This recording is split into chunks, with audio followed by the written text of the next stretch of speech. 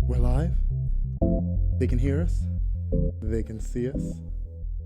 Make sure you get all of this Europa League championship glory in the shot. Right, Jamali? You gonna show me some love, Jamali? Come on, give it up for us. European champions of 2018-19 Europa League season. Your Chelsea Football Club. You're not gonna give it up? You're not gonna give it up? Doesn't matter. Can't get no love from a Man U fan for keeping Arsenal out? I mean, it's the only good thing you did. It's not the only good thing. It was probably the most enjoyable part of it all, outside of seeing Sarri lift up that trophy and hold his medal in his hand, his first one in major competition. Really? Yeah. The only other trophy he's won as far as like the tiers goes back when he was in like a tier 8 Italian club. Oh, really? And they won the championship. And ever since then, he's just been working his way up, made it to the tops of the leagues, and came to us, the faithful Blues, to get his first. It's a beautiful thing, man. I've been on literally walking on clouds since we won. Come on. What's that smug look? You're getting his reaction, right? Yeah, I'm getting his reaction. Come on, man. What? Put a smile on your face. I mean, look, you guys, yeah, you were in Champions League.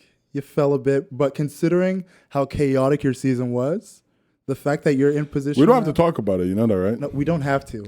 When we shouldn't. But we will. We will talk about it because I remember the last time we had a little chat about it, you were saying we weren't going to make it. And it just feels good to know we did That's it. good. I'm happy for you. We ended the season on quite a high. At least one of your team won something, so I could give it up to you. It's been a long time. All right, enough of the What do banter. you mean a long time? You have Chelsea who pretty much win every other year, if that. And then you have the Broncos who won what? 5? Has been 5 years? What? 3 years? Wait, 4 years ago. Broncos? Was it 2015 or 2016? Doesn't matter. 2016. Doesn't matter. It does matter. That's good for you. I'm happy for you. I don't really. I give a like fuck. how you say it doesn't matter, but the Giants won way past that time, and you're still and you're Always still brings bringing it up up. 2 rings, 2 rings. Yeah. What was the last time the Lakers won? And you keep running back to that shit. Chelsea. 2 rings. Chelsea. Yo, you bring up Chelsea. the 25 championships that your Lakers have that you were in alive to witness, but only 3 of them. Okay, yeah, okay, 3 of I them. love only. it. It is 3 of them. I Really? love it. Look at him go. I love it. Why? Hello, 'cause, you everybody. know, I Welcome wasn't- to the Dome. Oh, sorry? I wasn't born in 2000, 2001, 2002, 2003. I'm sorry, Jamal. I'm sorry. Which other championships were you a fan of? You were like, yo, bro, you were like a baby when they won before then. I was See still when I alive. started. Yeah, you're a baby though, bro. Fuck out of here. Do you remember the Knicks winning the championship? Oh, I'm not a Knicks fan. Why do you keep jumping at this Knicks thing? Introduce us. Introduce us. Hello, everybody. Welcome to the Don't Be Mad podcast, your weekly dose of the champions of Europe, Chelsea Football Club. Put it on, baby. The sky, the world, it's blue right now. I'm one of your hosts, Matthew, aka Lefty Lucky, and I'm joined here as always with... You're very lucky. Jamali. And Jason. I'm that lucky. Yeah. And obviously you can see it has been a great week for ya boy. How about you guys? I don't even got to talk about my mental health. You can tell it's great. I'm ecstatic. That's what I was happy before. Psycho, that's something crazy. They act out of character. And then you're like, wait, but I saw him on Sunday. He was normal. When crazy people go out of whack and shit? Yeah, like they always seem normal just before. Oh, no, this is not normal. This is me going to be a lot of talking shit, a lot of heavier banter than usual, just because I can, just because, you know, we are European champions. Can you say that? I think so. Jamal doesn't care. I think so. Jamal But look, doesn't care. he's still got the Raptors, even though LeBron's not on there. I don't know why he's cheering for them, but he's still got the Raptors. Jamal, you're cheering for the Raptors? I've been cheering for them since the beginning of the playoffs. Jesus Christ. Am I lying? Am I lying? Did I not? He does have a point. He has been cheering for the Raptors. I gotta give him that. Bro, I'm going to have to go with the home team. My player's not in there. I might as well go with the home team. How about going with no team? Be loyal to your team or your person, since you have no team. Bro, that's what... I'm a fan of basketball before I'm a fan of LeBron James. So go to Rutgers. That's where fans play. They don't make the league. That's what it is. They're fans. No, I'm with you on that, Jamal. I'm a fan of basketball. I'm a fan of the sport before and I'm going to anything go else. with the team that relates best to me. Which is none? Because you have Well, no he team? clearly said the home team, so I get it. Said the guy who never been to the West Coast, Everybody cheers for the Lakers. But we Have you been to Cleveland, Joel? hey, I'm Have a you been to LeBron Miami? fan. Have you been to Los Angeles? No, but you follow him everywhere he goes. Okay, been to I've been Miami sticking before. with one team, I've so been I to know what Miami you're before. saying. But I'm just saying, You're mad. There you hometown, hometown. I'm not here to diss you. I don't know why you came at me like that. And I've been cheering for the Toronto very Raptors from the jump. I said that they're going to beat up the Magics. They're going to take over. Unfortunately. And I did think that they have a chance against Golden State from even before this was even a reality. So I'm gonna stick to the guns. I'm going to stick to my guns. As I said, I believe the Warriors are going to win it all, but I was very impressed with game one. But before we get to that, we're not circling by what I always do. How was your week? How was the mental health, gentlemen? Bro, we don't give a fuck. So you've been stressed out this week, clearly. I would rather not speak about your fucking Blues. No, we're not at all. I know my this Blues is are what done. this is what it's I'm about. asking you. This is what it's about. I don't want to fucking talk about your Blues. I'm asking. Enjoy look, your moment. I know you have been so stout and astute in your discipline over Ramadan. That's why I'm asking you. Enjoy. How are you? It's the last day. Not the last day, bro. Yeah, isn't it just the month? No, we have another week to go. Oh my god. Now I have. It's important to know. Are you? I'm still normal. I don't. You're pissing me off. I didn't. Could you take? I Okay, didn't say change your normal. shirt. Change your shirt. Absolutely not. And then we would have a fucking conversation. Absolutely not. There will be Yes. no changing of the shirt. Why do you have to act like a cupcake with a fucking scarf Hey, over your cupcakes are delicious. Number one. Pause, bro. Number two. Pause, bro. You don't have the right to call the European champions cupcakes. I said you're acting like a cupcake with your scarf and you're throwing over your shoulder and shit. Does it bother you that I adjusted it this way? Huh? The bar that you can see the old school 3 stripes of the Adidas. What's wrong with you guys? Stop when you're new to winning, in life when you're new to win. Whoa, you're saying Chelsea's new to winning? Well, that's how you're acting. You're acting all brand new, like you accomplished something that you never accomplished before. I'm acting like I've been here before. You should act like you've been here before. It should be regular shit. This is how I act every time.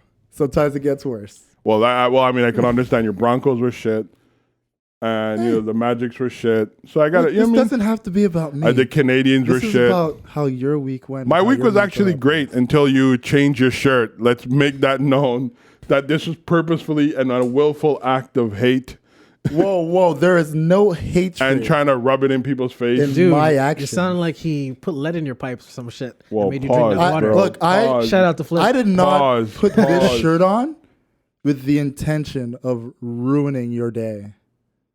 But Yo, who is Shamari?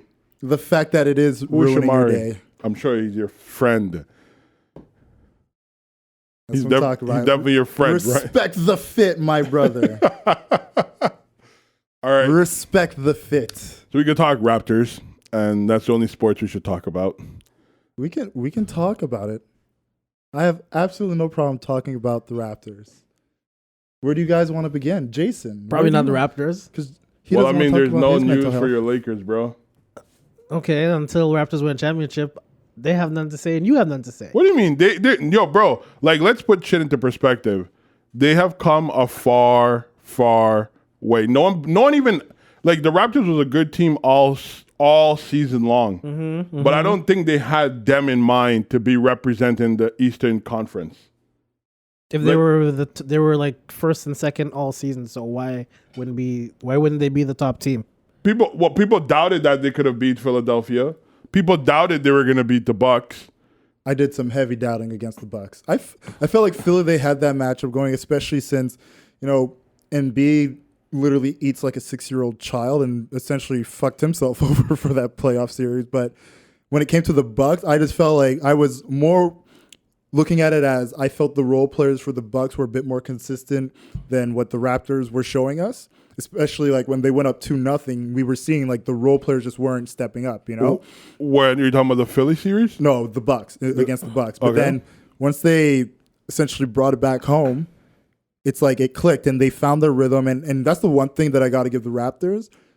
Their stars and their bench players and their role players really seem to just click and carry that momentum Yep. when they're at home. Yo, definitely. And I don't even think it's when they're at home because I think once, like, the Philly series, I think really tested them and really brought them together because it was a group effort. And I think once they saw once they put their trust in each other, how well they performed, they kind of fell off a bit the first 2 games against the Bucks. But once they taste that sweet victory, it was nonstop. It was like 4 straight. And I think that happened because, you know, you go through a very like emotional high octane series against Philly where Right. it literally comes down to like, So like seconds. yeah, like seconds on the Last clock type of shot. shit. Like to the point where it's like the Philly players are leaving in tears. Like it was that type of series where whoever won that earned that win. Well, You know? let's not say the Philly players. No, Embiid. It was a yeah, joyful we know moment. Embiid. to Embiid watch. was the focus one, but there were other Philly players in tears. They don't count. Jimmy Butler wasn't crying. Huh? Jimmy Butler wasn't Yeah, crying. he's not the only player. Because Philly he's out of Philly. Basically, what I'm trying to say is the way that series went, the way both those teams played, like we would have walked away from that, like with whoever had ended up winning, being like, okay, they earned that. So then when it came to the Bucks, everybody, myself included, I looked at it like this is a team that throughout the whole season they've just showed us that even if they give you a bad game, they just wake up and just turn it around on you, you know? And what the Bucks had did in those first couple games, it was like, all right, like Toronto's got to wake up here, or this is going to be a very fast series, similar to what ended up happening with the Blazers and the Warriors, you know. But like I said, man, they got home and it started to click and started to work and they started to find their rhythm. They started to figure out that if you rather than just letting Giannis do whatever he wants and try to take everybody else out, but you actually like go at him.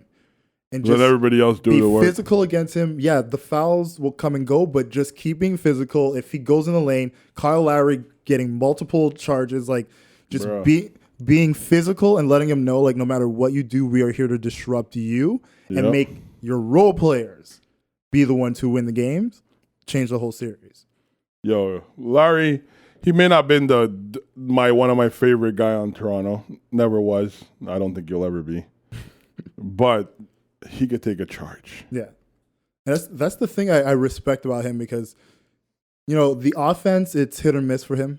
It doesn't always click. He's not always going to go out there and give you 20 plus a night. Right. But he will always get you the defensive stops you need, especially when you need them the most. He puts his body on the line. He's not afraid to scrap against like the bigger players. He's one of those point guards that when you play him on the post, whether it's offense or defense, it's not an easy matchup. No. You know, and that's something like you look at a guy of his stature, his height, him on the post, you would think that's a mismatch anytime for a power forward or center. But he just manages to get under the offensive players, just get the strips away. He's always all ball. Oh, yeah. Like even last night, there was they'll be over the back block. No, not the over the back one. Who was it that he blocked? Was it Draymond? No, he took a dirty charge from him though. He took a charge from Draymond, but I think it was in the fourth that there was a block that it was clear all ball. Yeah, over the back. Yeah, they call it over the back. Yeah. And I was like, it's plays like that and it's that efficiency that he brings to the game that it's like you can almost disregard those nights where his shots aren't going in because he will always give you that. But I find like yesterday's game especially, like it demonstrated that like he was all about winning that game at all costs. So why isn't he like that all the time? That's a problem I have with Kyle Lowry as a player. Bro, I don't think anybody's ever consistently that good. But Kyle Lowry has good games and really awful games. But everybody throughout the whole has season. those. LeBron has those moments. Yeah, Look, but I look it's at it been like worse. It's been worse his whole career. He's always been doing this. That's why there was talk of rumors with trading him and DeRozan at the beginning of the season, but they traded DeRozan. I guarantee you, if they could have traded Lowry in the beginning of the season, they would have traded him too. No, That's I what it think- was. I think it was pretty obvious that of the two, it would have been DeRozan to go because you were doing it to get Kawhi. Yeah, exactly. You know, it's like, and the way DeRozan and Kawhi play, it's like essentially Kawhi is a better version of DeRozan. He's better defensively and better offensively. So you wouldn't get rid of Kyle Lowry and keep those two together because now it's you're looking at who Van Vliet to take over as point right. guard. Nobody could. You know, I mean, you're not going to make that type of a switch. No. But getting rid of the small forward shooting guard for Kawhi makes a lot of sense. It's just the style of play and entering that into this equation makes all the sense in the world. And plus, like I said, when you look at Kyle Lowry defensively, DeRozan doesn't give you that. no. I would rather keep that from Kyle Lowry and know, look, I got a better shooter now in Kawhi. I have a guy who's just going to give me defensive stops. He could just go pure point guard, get assists. Well, I mean, if let's need be honest though. Like his defensive game got stepped up Yeah, no, like- it 100% did. since the playoffs. It wasn't like he was doing this. No, he Like Jason was saying, well, no, all season he's the charge leader in the regular season and in the playoffs. Like that's what Kyle Lowry does. He right. brings that. But there's a but difference as a between point- playing defense and taking charges. Bro. Yeah, as a point guard, No, you're but- not supposed to be taking charges in the first place. No, I know. I know. No, You're not That's supposed not to be true. taking I wouldn't charges. go as far as saying That's that. not true I would at all. say that because that means you're out of position in the lane where you're No, supposed not to at all. How? Not at all. You have point guards that play low, like Yeah. that would like if you're running through you're trailing your player, and you just happen to see that this person thinks there's an open lane, and Or you there's step a in front of mismatch or it. there's a rotation Yeah, off of no. the screen. Like these things happen. And Right. But the thing about Kyle Lowry is he always gets in position. And it's not like every charge he's getting is under the net. Right. He just gets himself in position. He's good at just making that quick step. And then square hold his up, position. Yeah. and hold, yeah. Because that's hard, Like, I don't think, like, when you see someone, guess- like, a guy like Draymond, like, you saw what Bro, if I saw Draymond coming at me like that, I'm not lying. I will be taking a step to the left and be like, That's what I'm saying. enjoy. It's like it's that ability to really put your body on the line, and Yeah. the fact that he does it to the point that he is the leading receiver in like taking charge. Because I don't think Like, people that's incredible. understand how hard it is to take Yeah. a clean charge and then to get that full contact. Bro, you're taking it in the chest. Sometimes you can't even break your fall. You have to like really trust yourself to like control. Look, there's a reason your hands go over your nuts. Yeah, like, and bro, you turn your head because charges are serious. it's basically from here all the way down. You're just getting a body into you. And you're getting most likely And the it's full lower speed. the lower body of the person because Yeah. they're most likely airbound at that point. So So, you probably catch a knee to the chest or the face, the Like, chin. Come on. Especially at his height, you know? oh yeah, because he was 6'2", 6'3". Yeah, something like that. Yeah, 6'2", Yeah, 6'3". he's short. But no, Toronto did a good job. I just hope they continue to play their basketball. Don't try to play Golden State style basketball. What's Golden State's type of basketball though? Run and gun, bro. Huh? Run and gun, Yeah, but the thing is, Golden State they could hit their shots.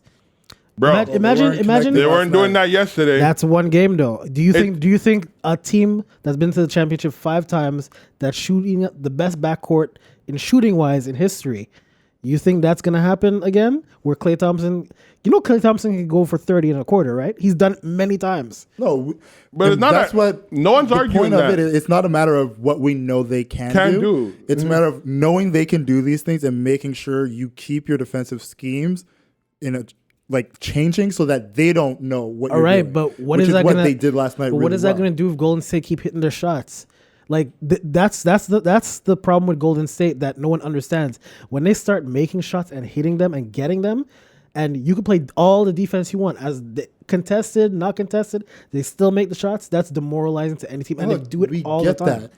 But at the end of the day, It's one there, game you at got to a time. control what you can control, right? If you go out there with a defensive plan and you make it work, like we saw them do in Game 1, Well executed. knowing that Game 2, Golden State Warriors are going to come completely different. So the first quarter, even the second quarter, you're going to be really paying attention to how are they responding to Kawhi on Draymond? How are they responding with Gasol playing a high perimeter defense, Siakam playing a low perimeter defense? Like But they're interchangeable because they switched exactly. a few times And last they night. always switch. Like, they always keep the rotation. And with them, they're smart enough to not over chase, which is what was working really well for them as far as like breaking down those passing lanes and getting those steals. Right. So knowing that, Golden State is going to come with a different approach to try to break that down and force the Raptors to come completely different and hoping that it will open up more shots for them, because the biggest thing that hurt Golden State was the fact that a lot of the bench players, a lot of role players weren't getting those shots that, like some of the short jumpers and some of the shots on the inside because they were just crashing on him on defense. Well, not only that, the key part of what I saw yesterday in the way Toronto Raptors played, they were playing in a very conservative but strategic way. Like a lot of teams, when they play defense against Golden State, they can't keep up. They're out of breath. They're making stupid mistakes.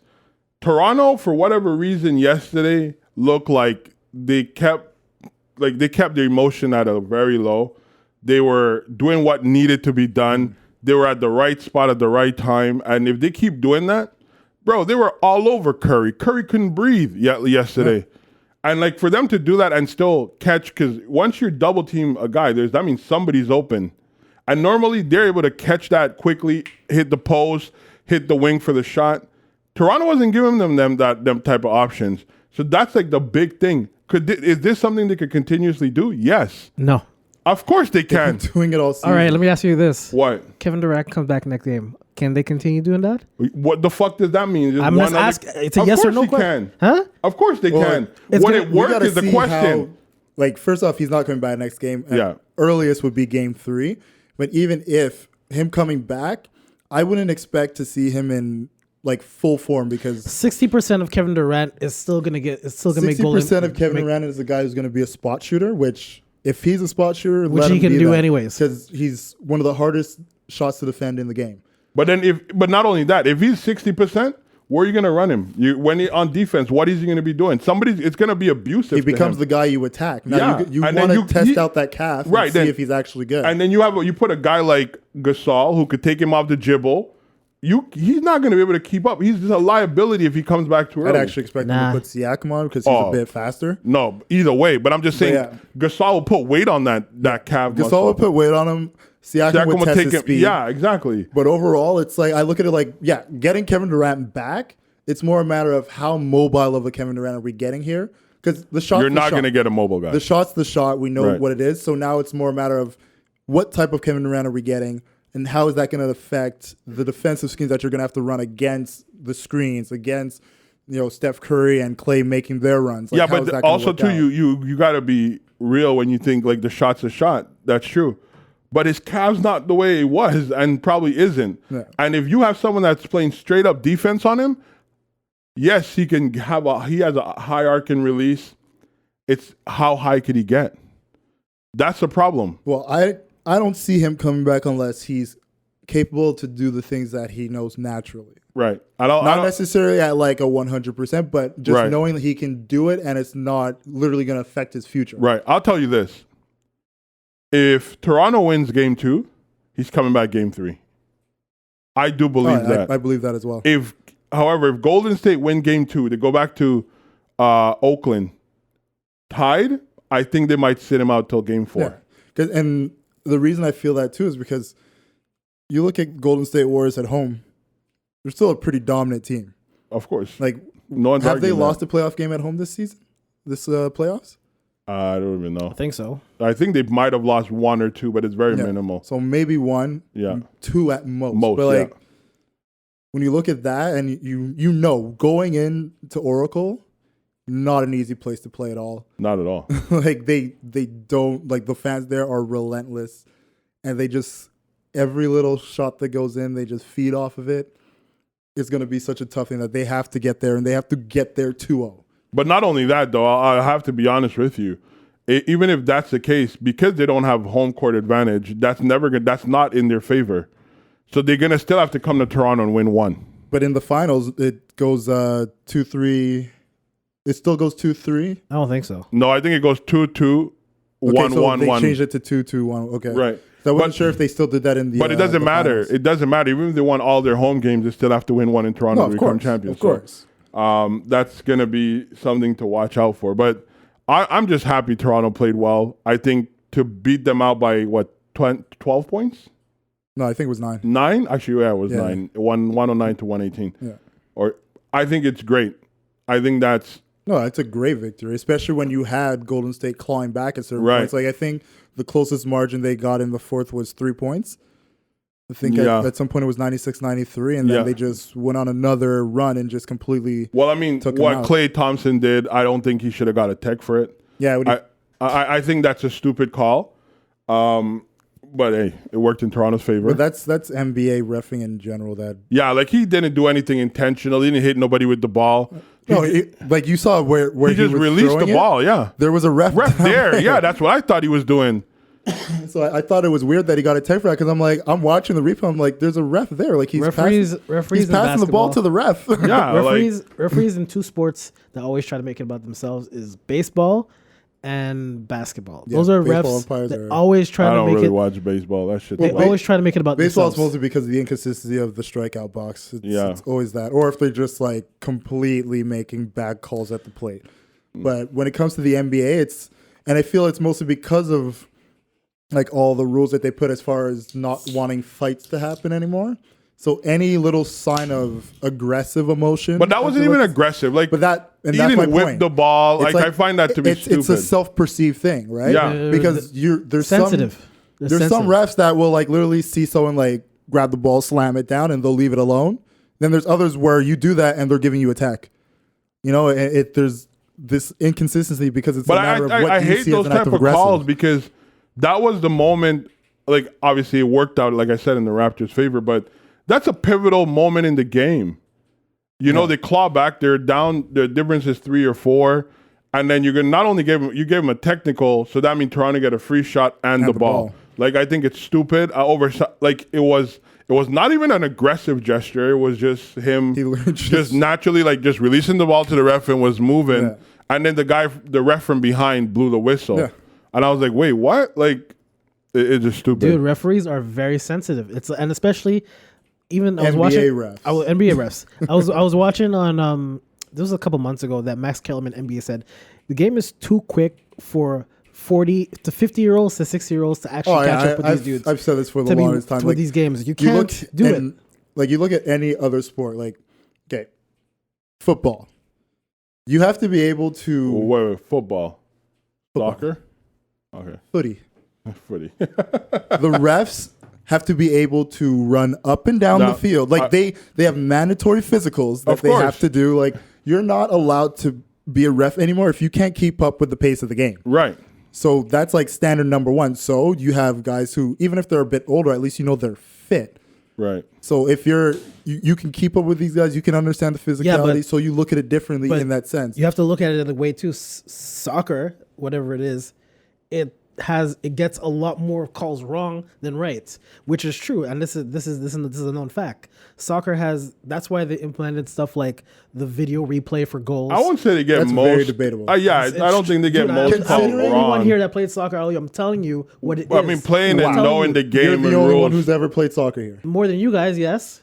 So because you've played soccer, you know everything about soccer. I never said anything about. I said I know more because I played more and I No, played no, longer. you probably don't know. I More. Jason, played no. longer and I Stop, do know please. more. But what I'm saying, I'm just Stop. saying. No, you guys need to stop. shut up now because none of No, you can play Jason, better stop. soccer than me, and it's a Because fact. watch, No one's arguing. No one's I arguing watch- about that. Like You I'm not. watch, I play. That's the I've difference. played before, You but I'm have a team talking. that you We're talking watch. about the professional leagues right now and how the reffing goes in these. Yeah, but what you don't Did you understand- play professionally? What you don't. You What guys- you don't. Did you I understand- can't play believe this is where it's going. professionally? What you don't. Because we are understand- having a Did you play conversation- professionally? No. Okay, so don't talk about me professionally then. But you Why can't are bringing answer- up the can you conversation? answer the question? Why are you bringing up the conversation about Because professionally? we are having a conversation about professional. so don't talk to. sports So don't tell me. refs. Don't talk to me about. So unless you were going to talk Dude, I'm gonna about cut your mic off if you professional don't stop talking over me. sports refs, it doesn't make sense to talk about the sport you played do you when want your you mic didn't off play or do at you that want other level. people to talk?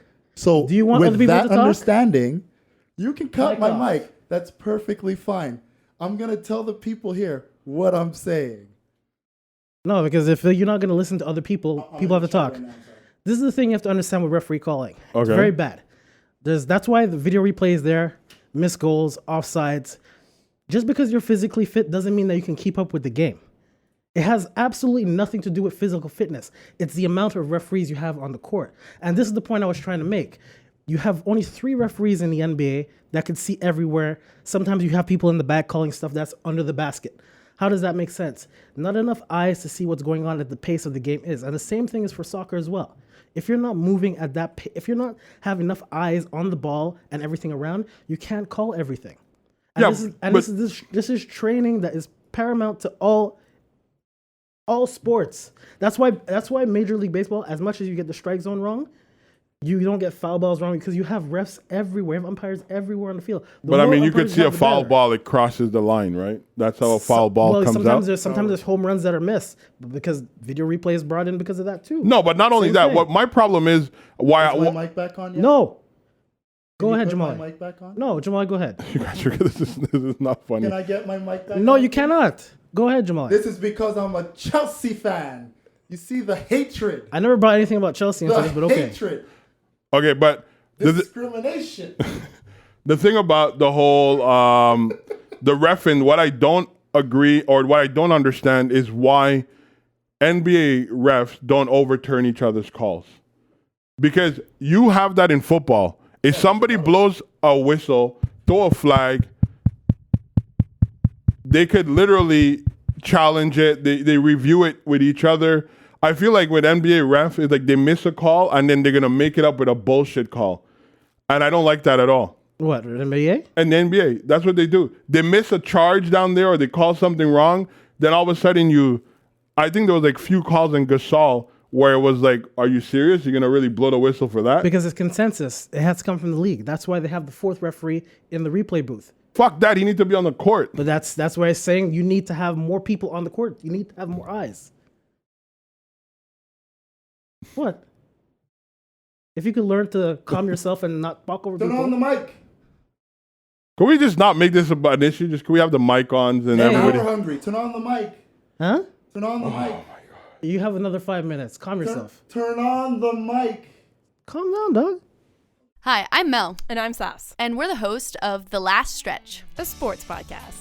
It's a podcast where we're going to talk about, well, sports. Specifically, what we do look at is what makes an athlete be the best that they can be. So not only do we talk to some athletes, but we talk to the people behind the athletes, from trainers to sports psychologists, you name it, we're going to talk about it. We're going to talk about other issues revolving sports as well, hot button issues like concussions, maybe doping. Give us a listen. Find us wherever you get your podcasts. Hi, I'm Candace Pye, and I'm the host of Gal Chat, a weekly podcast where we give you our feminist takes on everything from sex and dating to politics and pop culture. It's a show that updates you on controversial headlines, dives into the latest movies and TV, and discusses things like Tinder troubles and Me Too struggles. I put out a new show every Tuesday with special guests, available on iTunes, Stitcher, and SoundCloud. Subscribe, rate, review, and follow us on social media at Gal Chat Pod.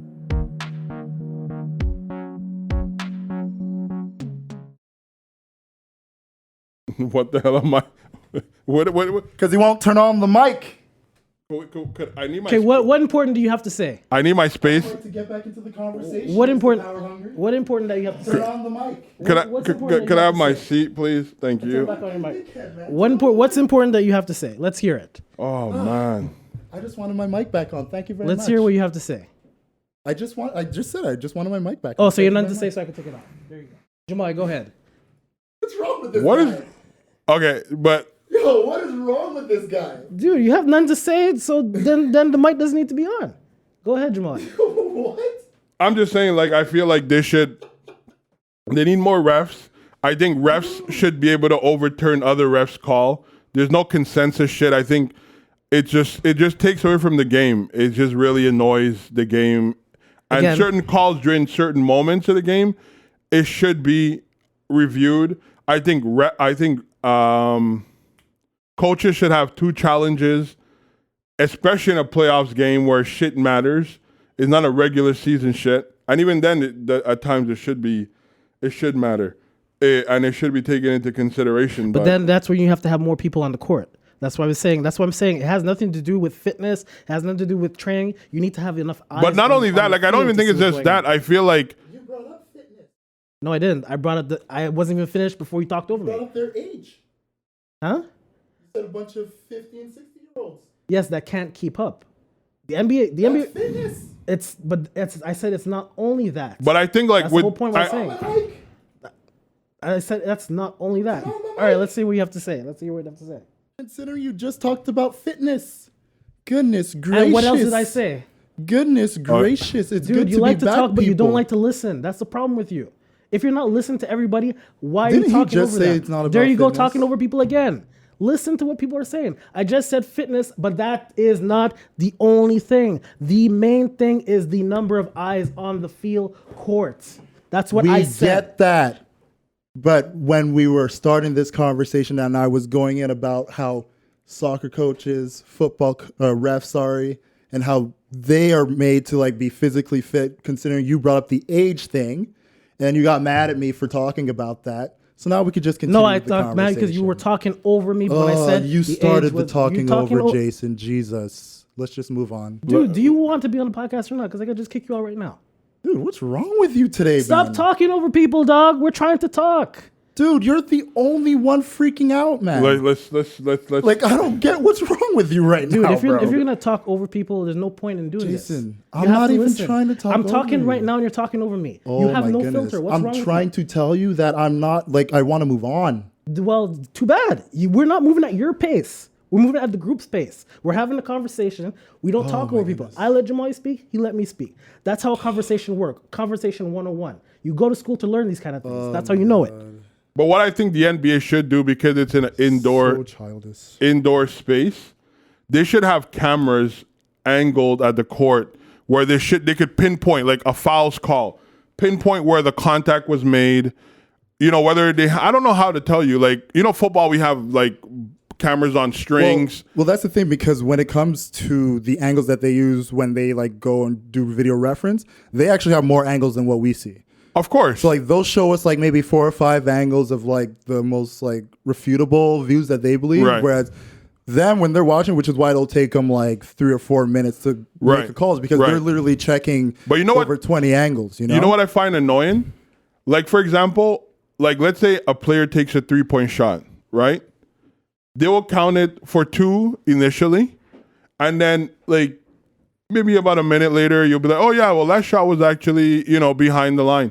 I think they should start doing that with fouls, But especially when they're non-shooting fouls. No, I agree with you, man. They The should. problem when you do something like that, it's non-subjective. So you have one group of referees that might take it more, like you said, as in one thing.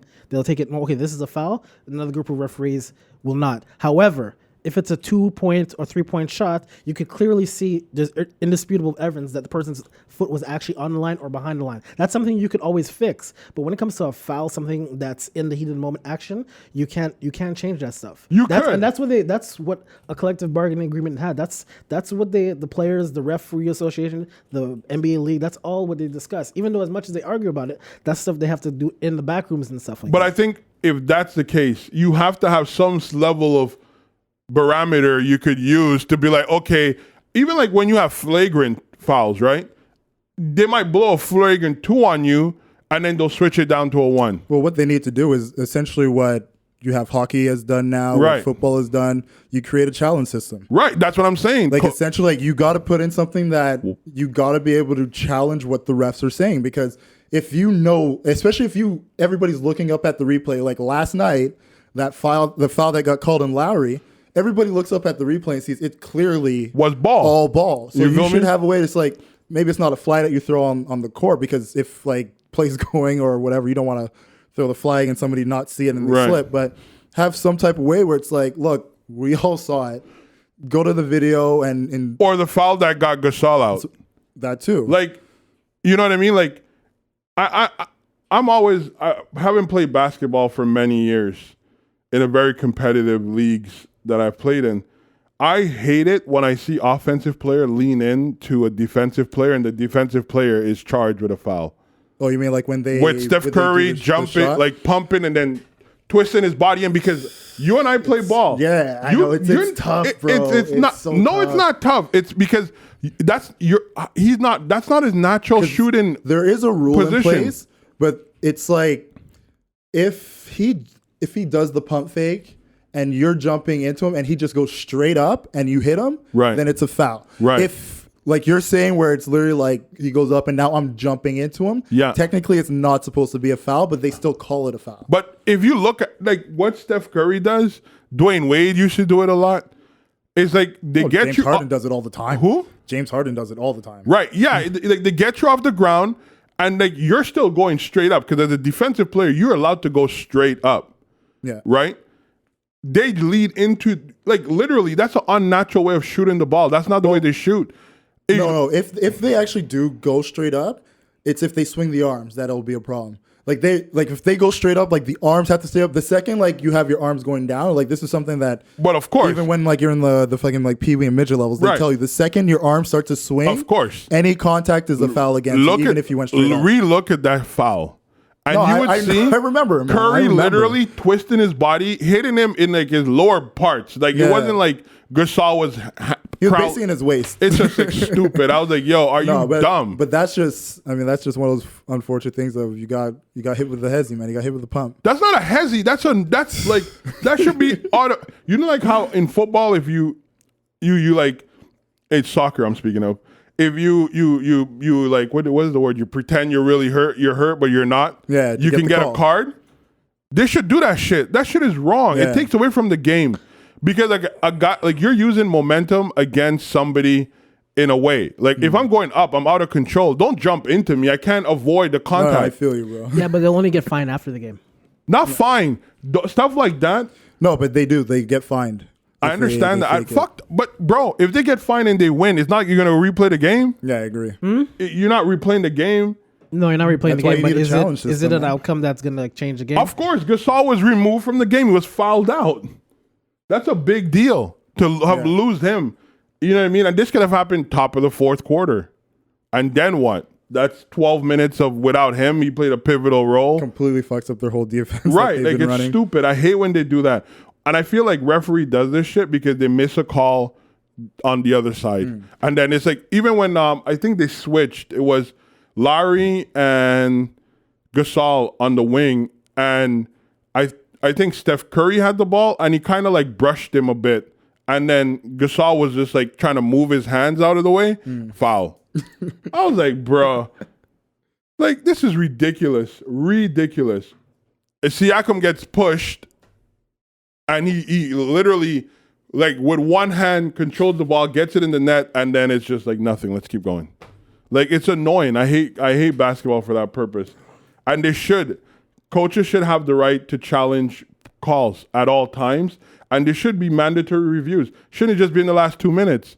You know how short a 2-minute game is in the NBA? 2 minutes is shit, bro. Then you got it. Then that's where you have to speak to the league and the players because that's what they negotiated. As much as they hate it, as much as they want, that's what they want. Well, I don't know what they negotiate. I wasn't in the room, but I'm just saying, like from a sensibility perspective and from an entertaining perspective, it doesn't make sense that this doesn't exist. And we've seen so many games go bad off one wrong call. But now, would you risk doing that with all of these challenges or whatever? Is you risk the game going even longer, which NBA does not want. They do not want that. No sports league want their league to go for long, like a set amount of time. Right. That's why baseball put in rules to start speeding up the game because So then fine. they're ridiculous. Fine. Then what should happen is you don't do that.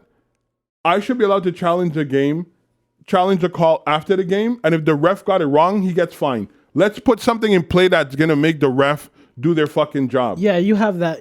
They have that in the NBA already. The referee who has like the least the most negative reviewed, or they get let go and they bring in a new. That doesn't.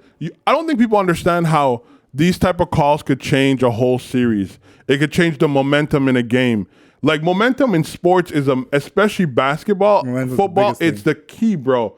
You could be on a 7-point, 12-point run, and just the wrong thing happen, and the other team gain energy from, and then you're like back, like your lead's gone. Because like the biggest thing with basketball, it's like everybody knows it's a game of runs. Right. So if you got a team that's really just on it right there in that moment, and like the momentum's with them, everything's clicking, Right. like the passes, the shots, everything's going down. That's why they say once it gets to like a 6-8 point run, call the timeout. Just completely stifle what they're doing. Oh, hell yeah. You know, like don't wait for it to get to a double digit like 10+0 run, because at Too that late. point it's like Too late. you're digging a hole. You know? The hole's dug. No, but I'm saying like depending on what it is, where it's like maybe you were in the lead and you let them catch up, or they've gained the lead and now they've pushed forward. You know, like in any once it gets to format, 6 a to 8, 10-point run, call that timeout. unless you have a solid lead on a team. If you're down 16 and you go on a 10-point run, the other team's in trouble. Yeah. You know what I mean? You've seen that ball go through the net enough time, especially with a team like Golden State or a player like James Harden, LeBron James, Kyrie Irving. They see the ball go in the net too many times, like it's over, bro. Yeah. Lights out. Like if you're like outside of points, if you're watching it, usually the count is like 4 possessions. right. If 4 bad possessions on your side, good possessions on their side Right. happen, you automatically call a timeout. If, let's say, there's a bit of a back and forth going where it's chaos, leave it alone. Right. You remember that T-Mac game? Where he dropped 13 in like 32 seconds? It's fucking nuts. Yeah. Long live T-Mac, bro. I He's in wish the Hall of Fame, I right? wish his back, not yet. He should be. But I wish his back never gave out on him, man. Bro. God damn. Yo. God damn. Yeah. He would have been. You're gonna make me cry, bro. I know. I love T-Mac. You're gonna make me wipe my tears with T-Mac was a real one. the Chelsea scarf. You could burn it I love after. you, T-Mac. You could burn it after. Burn it. Yeah. In what world? I'm going to burn my comb after. Hey, it's a nice blue coat you got there, my friend. Low key rapping. Not at all. Not at all. Fuck Chelsea. Repping that blue. I like it. No. But yeah, what else happened this week in sports? Not much. It's that time of year where Everything's dying down. I start going towards the obscure sports, you know, like I start watching Formula One. I don't watch none of them. At least shit. we got like the under 20 World Cup. When And did then we that got the kick Women's off? World Cup happening. But didn't it supposed to be happening in Canada? The women's zone? Is I it think women's so. zone? It might be. I think the women's in I'm not Canada. sure. I've been seeing. I can't say definitively. I can't say definitively, but I've been seeing some stuff on Instagram about the uniform and this, that, and the third, and it's been designed by this, that. Yeah. I'm assuming it's here in Canada, but I'm looking forward to them because our Canada's men's team is, yeah. But the women, Christine Sinclair. yeah. Actually, I got to get her jersey. I got to get that kid.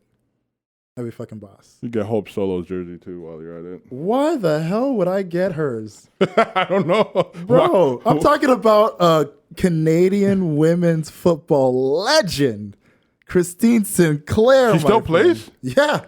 But isn't she like 38? Yo, as long as she keeps putting in those fucking bangers, it don't matter. She could be 50 as long as she drops fucking points. That's all I give a fuck Hope Solo about. still plays. I think so, yeah. They She's still on the, allow her after she beat up her husband? It was her that beat up her husband, no? Was it the husband? I think it was the husband or the kid. No, she domestic Or was it abuse. both? No, I don't know. She was crazy. She had a lot of fucked up shit. And they let her stick around. Oh, yeah. But then Adrian Peterson can't play football. Hey, he's back and he's doing quite well, man. Who? Peterson, Yeah, I know, but they got him out of the league for how long? 1 season. Yeah, ridiculous. I don't know if you guys see this is completely off topic. Did you guys see the video of the blind guy? Well, he's a child who went on America Got Talent. Oh yeah, the pianist. Bro, my heart melt. let me tell you something, man. I don't cry very There's a often. few shows on TV that's just like they get me.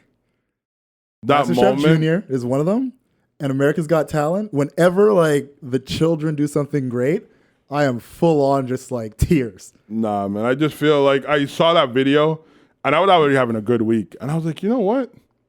Like, if this kid, like, bro, blind, autistic, and just and like it's funny because like he's speaking normally. You think when someone's doing something with less effort that you know it would be easy. But if I heard his voice through singing only, I would never assume this is someone with autism at all. That's the thing. It's like that's one of the crazy things about autism. It's like you'll see people who live with autism, Right. and there's things that will be complete distractions for them. They can't have any focus whatsoever. But then there's that one thing, no matter what it is, maybe it's numbers, maybe it's colors, sounds. In this case, for this kid, it was his voice, his singing, where it's just complete and total focus to the point where it's almost as if the whole world around him just does not exist, and that one thing Right. is just masterclass. So when his mother was up there speaking with him, like I knew like this is gonna be great. Like I just the way she was speaking, and like you're looking at him, it's just like the focus is music. Like it's the one thing that just it's in tune with his mind, and it just creates that unmatchable focus. And when he just started singing, hitting those notes, I was like just blown away, man. It was beautiful. Oh yeah, I was really, really, really impressed by it. Yeah. And I mean, I was saying like to myself, I'm like, yo, we complain about so many things. You know what I mean? Yeah. And this guy, like, he has all reasons to just give up, I guess. Yeah. And then there's like the parents, like the mom. I don't know. It was just such a beautiful moment. There's like a few moments I've had. I feel cheesy saying this, but Bring on the cheese, man. I watch Britain Got Talent. I watch all Yeah, of those, they're, and I mean, they're fucking awesome, man. there's a few people that really, what's his name? James Arthur was one of them. Like when I watched him perform for the first time, Josh Daniel, Che Chesterfield, and there's this girl, I forgot her name, but she was pretty dope. Like they touch you. Like there's something that happens to your body where you're just like, what the hell? Nah, but I seen this week and I was like, yo, that kid deserves props. No, I agree, because And to the parents too, man. it's like it's one of those things where at the end of the day, like we will always have a fond respect for people who master specific crafts. Like no matter what it is, like we Right. always respect great singers, great writers, great dancers, and like what America's Got Talent, Britain's Got Talent, these shows, they expand on that and just show like whatever your talent is. Like right. if you've mastered it, it can be something that you showcase to the world. And as you see it does more than just like bring this person to a place of a spotlight, but Right. it literally touches and changes lives, because that's what these crafts are meant to do. Right. And I mean, even like in certain, like, I don't know if you ever seen Tokyo Mayas. You know who he is? No. Okay. Well, Or maybe I've seen, but I don't remember. he was the one names. of he's a black kid. Well, kid, he's 34 probably by now. Last year's winner of Britain Got Talent. And so he was one of those guys, like, you see him, like, he looks completely hipster, but you give him a keyboard and, like, a drum machine, and he goes crazy. Yeah. I'll show you a video after. But, For like, sure. like, him too, like, when he started playing, I was just like, this is weird, but I like it. But it was, like, when people he seemed so passionate, you know what I mean? And, like, I don't know, it just rubbed my soft spot. I felt so emotional, I don't know why. I was gonna post it, and I was like, I'm not posting this online. And it's the reason you got emotional about it is because you understand what it takes to get there, even though you haven't witnessed their process. Yep. And it's like there's a lot of sacrifice. There's a lot of like just this person really figuring out their place in this particular realm, in this particular genre of art. And for them to be at that point where it's like now you witness it and it touches you in a way where it, in a sense, resonates with memories or just the thing itself is just, it's so moving that it brings emotions out of you, like that, the kid who sang, like being blind, being autistic, he's already working at a disadvantage. Exactly. But for him to be able to, one, play the piano, and then two, sing at such a high level, that just like it brings out that, like, it's a sense of like pride for them. Yep. And on top of that, it's beautiful, man. Yeah. Not only that, I feel like then what's my reason? Why do I complain about some shit? Like this guy, like I don't understand. Like when people complain, like stuff like that just makes it just beautiful to watch somebody, regardless of their difficulties, just don't allow their difficulties to limit their achievements. And that was really beautiful. Yeah. And to have supportive parents, 'cause I think in any case, you know what I mean? Like if he didn't have supportive parents, he wouldn't have been where he's at. And like it's key, like the mom said, like, she's like, we knew he was autistic, but we saw how music made him feel and react, his and eyes then lit up they literally focused on that. I think that's super, super dope. Well, to answer your question about like why do we complain, I think for us, You know, and I say us generally, it's more of because we do more comparing than just being happy and content with what we have. You know, like we'll have so much, you know, you'll have a roof, you'll have food, you'll have pretty much everything you necessarily need, and then on top of that, things you don't necessarily need, but they're Right. there, they're within arm's reach, they're attainable at the very least.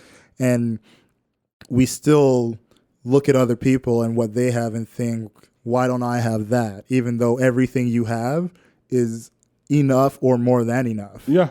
You know, I think that, to answer your question, is essentially what ends up happening. You know, where we get too involved with other people's holdings and too involved with what they're able to do and what they're doing compared to you that you're not doing, and from that it builds up that feeling of, well, what I have isn't enough, I need more, I need to make changes, and then from that it could spiral into sadness, depression.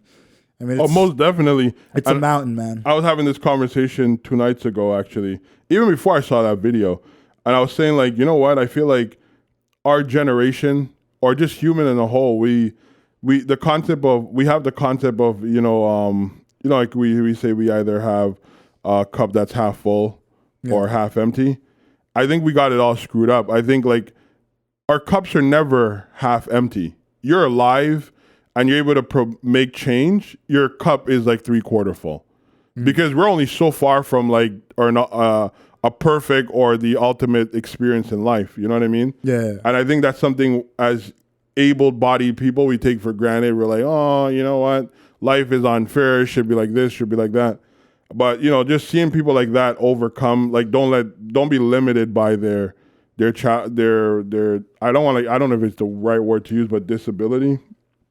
It's a good thing. Disability or disadvantage. Disadvantage. But yeah. also for them, it's not a disadvantage because That's all there's they no know. acknowledgement of it. Right. You know, like we acknowledge it because we can tell, like, mentally this, like, you're on the spectrum. Right. But for them, there's no understanding of what a spectrum is. Not only just that, You know? I guess that's all they know too, right? Exactly. Like, that's what I mean. It's like you would talk like my niece. She's autistic. I've spoken about it briefly on here before. She's on the spectrum. And if you were to talk to her about the spectrum, it's a non-factor to her. Like, it's not something that's on her mind. It's on our mind because we notice the behavior patterns and we know how to. But do you think she see the difference between her and her siblings? Not even. Oh, I think for her, and maybe when she's older and she starts to learn a bit more about her herself. own mental state. Right. Because, I mean, that's something that I would 100% make sure that she understands, like, mental health is important. And through that process, she will learn about her state and how to essentially take herself out of moments where she's having episodes and things of that nature. But when she's with all the kids, the things that she does that they don't do, it's not like she has full acknowledgement. Even for the kids, they don't really make acknowledgments of it unless it's something where she's going through an episode. Right. And then in that case, it's like, oh, she's doing this, so now we go and we deal with this, you know? But looking at it from that, and probably I have that advantage of being a little bit more hands-on in that world, for them, it's literally a non-issue. But what we saw with that kid and what we see with anybody that's on the spectrum, they have those things where it's like they will latch onto it, and that will be the most important thing to them, and they will become masters at that thing. And that will be the thing that essentially ascends them. Well, that's what happened with that kid. I don't know, man. I was just, it was overwhelming, but it was a good thing to see. Sometimes it's good to have a nice, joyful cry. Well, yeah. It was more like the fact that he was, like, even with all the things that we may see is like going wrong in his life, like he still finds something that he loves and enjoy, and then, like, not only just enjoy it, but try to do something about it and like encompass it in his day-to-day life. I think that's dope. Yeah. I think I learned that, you know what I mean? We shouldn't take things like that for granted. Yeah, it's a healthy reminder. Anything to add in? No, let's wrap. All right. Any last thoughts, bro? There was something else I wanted to talk about, but I forgot now. I'm trying to think. But anyways, hope everybody had a good enough week and continue to have a good beginning of summer. And like I always say, love is love, man. Jason? Nah, I'm good. As for myself, I had a great week. I'm going to keep celebrating this great week. Hopefully on Saturday, Liverpool wins, as much as it pains me to say, and Tottenham loses. I'm so excited to go to Zach and Vicky's wedding on Saturday. Congratulations to them. It's going to be a great time. Love you both. Thank you, everybody on the live stream, for watching and tuning in and speaking with us. We appreciate that. And to everybody that's listening through your podcast streaming services, thank you so much for joining us for another episode of the Don't Be Mad podcast. You can reach us as always on Facebook, Don't Be Mad Podcast, on Instagram and Twitter, Don't Be Mad Pod. We're here for you. Reach out to us as we always keep it in contact. Take care, guys. Enjoy your weekend. Enjoy the rest of your week. We'll see you next week. Peace.